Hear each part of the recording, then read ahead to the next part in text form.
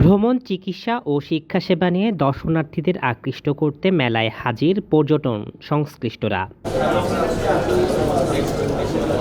পর্যটন শিল্পের আয়োজনে দি বাংলাদেশ মনিটরের আয়োজনে চট্টগ্রাম নগরীর হোটেল পেনিনসুলাতে শুরু হওয়া মেলায় অংশ নেয় ২৪টি দেশি বিদেশি প্রতিষ্ঠানের ৩৪টি স্টল। মেলায় উদ্বোধন করেন চট্টগ্রাম সিটি কর্পোরেশনের মেয়র ডাক্তার সাদাত হোসেন।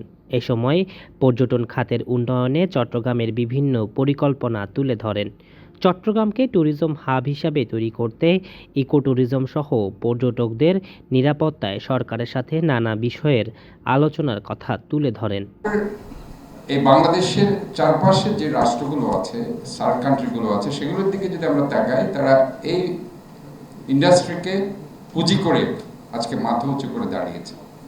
একমাত্র আমরাই যে আমরা জিডিপিতে 3টা শিল্পের বাইরে 4টা শিল্প আনতে পারিনি, যেটা আমাদের খুব দরকার ছিল। আমরা সেই এগ্রিকালচার, আমরা সেই মানব সম্পদ, আমরা সেই garment sector, but 4 number sector হওয়া উচিত ছিল পর্যটন।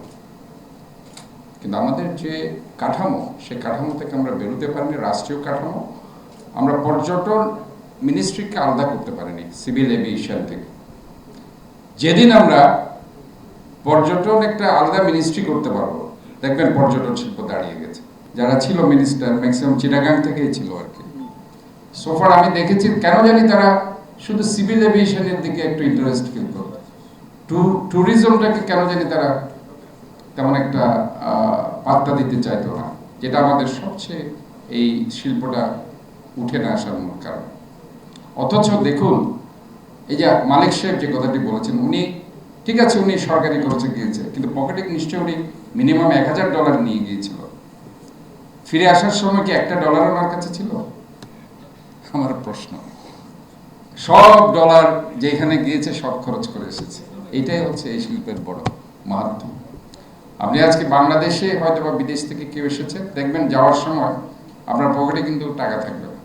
এ সময় বিশেষ অতিথির বক্তব্যে দৈনিক আজাদীর পত্রিকার সম্পাদক এম মালিক বলেন, ট্যুরিজম শুধুমাত্র একটি উপলব্ধি নয়, এটির সাথে জড়িত শিক্ষা, সংস্কৃতি ও জ্ঞানের বিশাল একটি অংশ। Tourism is the biggest piece industry in the world. পর্যটন বিশ্বের সবচেয়ে বড় শান্তির যা শিল্প, এই বিশ্বকে কাছাকাছি আনে। বিশ্বের প্রায় 30 কোটি মানুষের কর্মসংস্থার উৎস। জীবনে যদি আমরা নদীর সঙ্গে তুলনা করি, নদীর সৌন্দর্য, বেঁচে থাকা আর প্রবাহে, যেমনি পর্যটনও আমাদের জীবনের গতি সঞ্চার করে। নতুন পথ, অপরিচিত মুখ, অজানা ভাষা আর অচেনা সংস্কৃতি, এইসবের সংস্পর্শে এসে মানুষ নিজেকে নতুন করে আবিষ্কার করতে পারে। পৃথিবীর বিস্ময় এবং বৈচিত্র্য অনুভব করতে হলে নিজের সীমার বাইরে পা বাড়াতেই হবে। 2025-এর উদ্বোধনী অনুষ্ঠানে আসতে পেরে আমি সত্যিই ধন্য, কারণ আমি নিজেও ঘুরতে ভালোবাসি। একটা পর্যটন মেলা আমাদের চোখে বিশ্বকে এনে দেয় আর আমাদের দেশকে পৌঁছে দেয় বিশ্ববাসীর চোখে। এটা এমন এক সেতু বন্দর যেখানে দেশ বিদেশের সৌন্দর্য, সংস্কৃতি এবং সম্ভাবনার মিলন ঘটে। মেলায় অংশ নেওয়া প্রতিষ্ঠানগুলো হাজির হয়েছে দর্শনার্থীদের জন্য নানা অফারকে সামনে নিয়ে। ক্রেতারাও লুফে নিচ্ছেন নানা সুযোগ সুবিধা। মেলা চলবে আগামী 17 মে পর্যন্ত। 15তম এই মেলা চলবে সকাল 10টা থেকে রাত 8টা পর্যন্ত। উন্মুক্ত থাকবে সবার জন্য। জুলকার নাইন, দৈনিক আজাদী।